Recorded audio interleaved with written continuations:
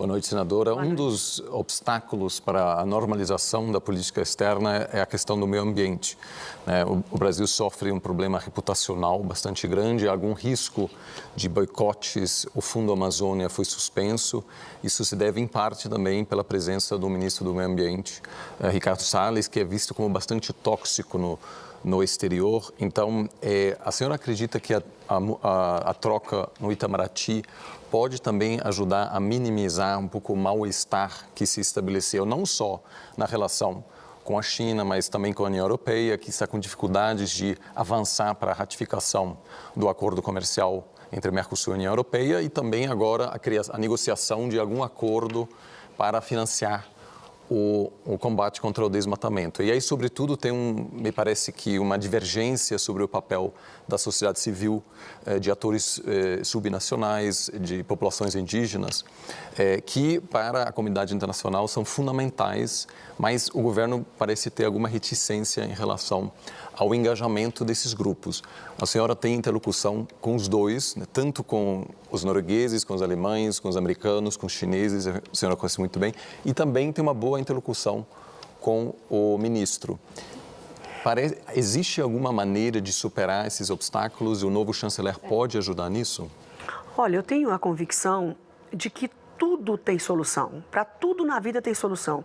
Só não tem solução para a morte, que é o caso que nós estamos vivendo no Brasil hoje, que as previsões são péssimas, de nós chegarmos até a 4.000 mortes por dia. O restante, se nós conseguirmos enfrentar esse desafio, superar esse desafio, não tem nada que seja impossível de ser recomposto. A coisa que eu gostaria de chamar a atenção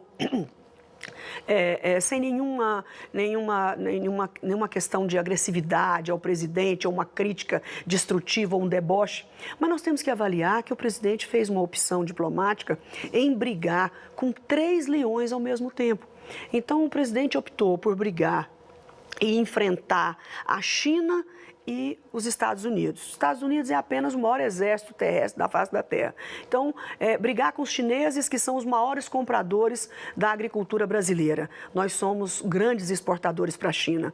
Essa foi a primeira briga. Depois, resolveu brigar com a União Europeia, com essa questão do desmatamento. Resolveu brigar com a OMS, que é justamente um organismo internacional que hoje nós dependemos. A briga com a União Europeia, repito, foi por conta da questão ambiental. Então, são 3 lutas muito grandes e lutas inglórias.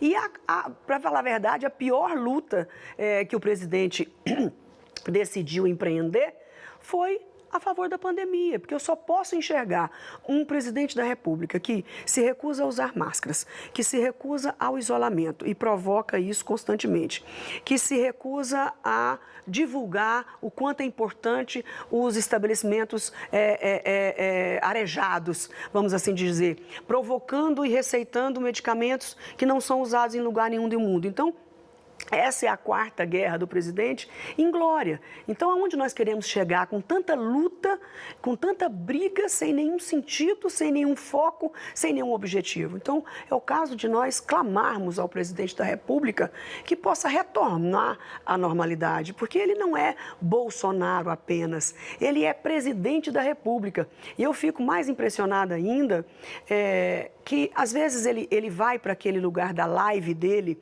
ali no Palácio Alvorada, e ele imagina, talvez, que aquela live vai alcançar só os bolsonaristas. Na verdade, aquela live chega nos Estados Unidos, chega na China, chega na Europa, chega na Índia, chega em toda parte do mundo.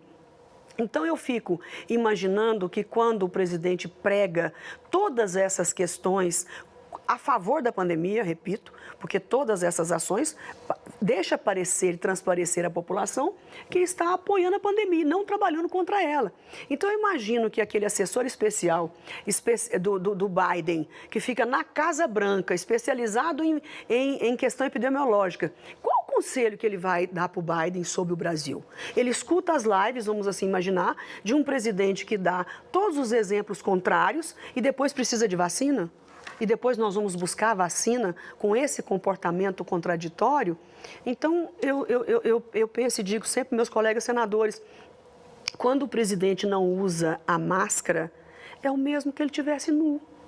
E um presidente da República não pode ficar nu, ele tem que ficar vestido. Então, não usar a máscara diante de todos os chefes de Estado do mundo que estão usando máscara é como se estivesse espancando o rosto desses líderes. Mas nessa questão específica da questão ambiental que o Oliver perguntou, senadora, a senhora acha que a gente vive o mesmo tipo de negacionismo ou é de outra natureza? Não é o mesmo tipo de negacionismo, é achar que sempre tem razão. E eu tenho dito por várias vezes que se eu quero vender alguma coisa, que seja comida, que seja minério de ferro, que seja roupas, que seja qualquer coisa, eu tenho que fazer o que o cliente quer. Então, eu cresci aprendendo, escutando os meus avós dizerem que o cliente sempre tem razão. Então, se a Vera trabalha, dá duro, ganha o salário dela e ela não vai comer o que ela quer, ela tem que comer o que ela quer. O europeu tem que se alimentar do que ele quer. O chinês tem que se alimentar do que ele quer. Agora, eu posso virar as costas e ir embora e não querer vender para a Vera? Será que nós estamos em condições de fazer essa opção? Um Brasil que está em crise, com desemprego, um Brasil que está no meio de uma pandemia terrível. Nós podemos abrir mão de clientes tão preciosos como a União Europeia? Então, não é para agradar o presidente francês ou a primeira-ministra alemã. Nós temos que agradar o cliente europeu que quer comer uma comida que não tenha origem do desmatamento. É simples assim. Entendi.